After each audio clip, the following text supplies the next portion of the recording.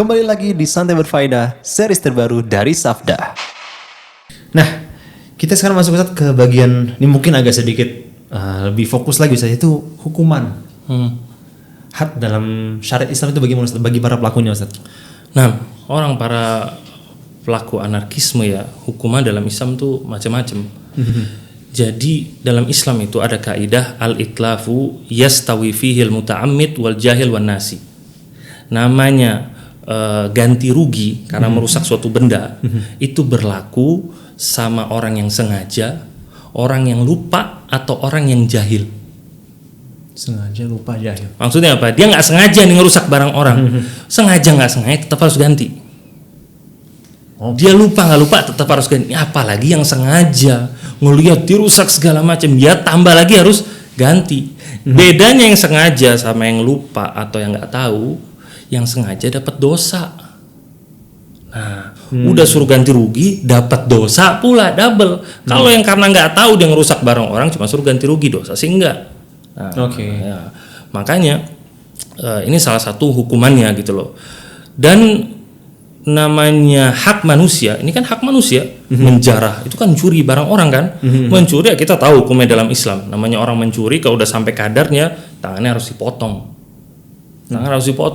Kemudian masalah kuta otorik itu yang menutup jalanan masyarakat. Nah, ini kan yang terjadi kan banyak kan, nutup jalan masyarakat, merusak harta mereka, ngambil, bahkan mungkin ada pembunuhan kan. Ini masalah yang berat dalam Islam. Sama Islam namanya kuta otorik itu ditangkap. Kalau dia mencuri dipotong tangannya, kalau dia membunuh ya dibunuh. Dan bahkan bisa diarak untuk sebagai pelajaran buat yang lain dalam hukum Islam ya. Berat karena Islam tadi apa? Menjaga keamanan. Harus aman, nggak boleh ada seperti ini.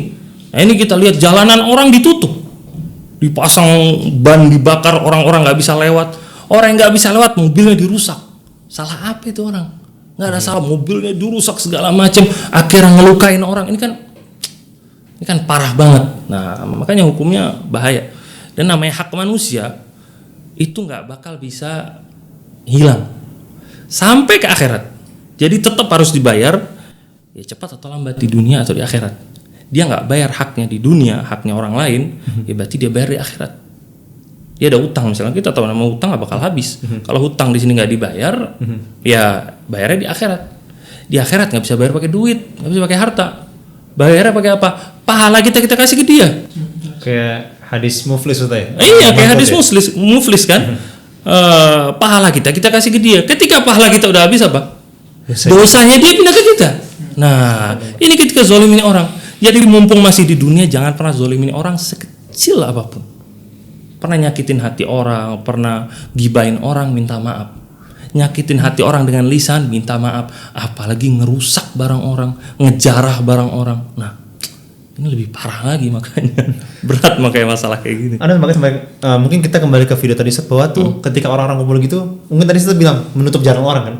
Kita juga mungkin kadang sering nggak mikir ketika misalnya orang itu bisa jadi di mobil itu mau lewat, terus habis itu ternyata di situ ada kumpulan orang-orang. Siapa tahu di mobil itu ada ibu lagi mau melahirkan apa segala Ustaz kan. Nah iya. Itu yang kita khawatirin. Ibu melahirkan, akhirnya nggak bisa beranak. Itu beranaknya di mobil akhirnya, kekurangan darah, akhirnya ibunya sakit atau sampai meninggal. Salah siapa? Ya salah dia yang nutup jalan. Orang belum sholat, mau pergi, mau ke masjid, mau sholat, ditutup sama dia. Akhirnya keluar waktu sholat gara-gara dia.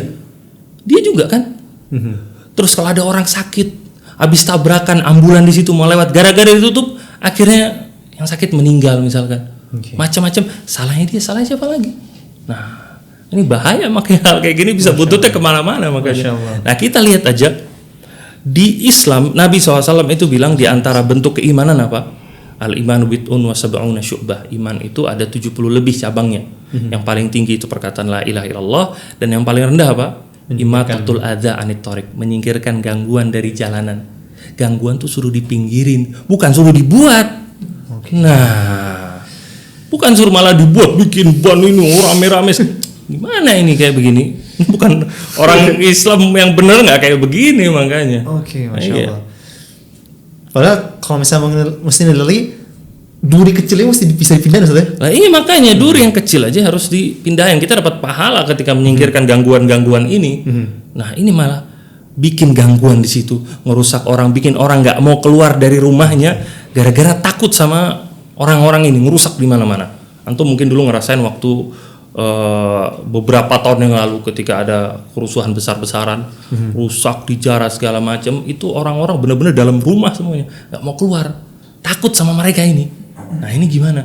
Kan Nabi bilang al-muslimu man salimal muslimuna min lisanihi wa yadi. Namanya orang muslim yang hakiki itu yang orang-orang muslim lainnya itu nggak terganggu dari lisan dan atau harta dia juga terganggu. Nah ini nggak benar keislaman yang namanya. Ini semoga menjadi ilmu baru buat teman-teman kita, Ustaz. Karena buat teman-teman yang insya Allah nonton ini mereka bisa lebih tahu lagi. Oh ternyata harusnya tuh seperti ini, Ustaz. Nggak pakai cara lama kayak kemarin. Jangan. Kalau misalnya cara lama takutnya ntar malah menimbulkan hal-hal yang lebih besar lagi, Ustaz. Taib. Sahabat Sabda, saksikan terus ya serial podcast episode ini. Akan ada giveaway menarik buat yang bisa menjawab pertanyaan yang kami berikan di akhir segmen ini. Caranya adalah subscribe dan follow akun di bawah ini. Dan untuk menjawab pertanyaannya, simak hingga segmen terakhir. Barakallahu fikum.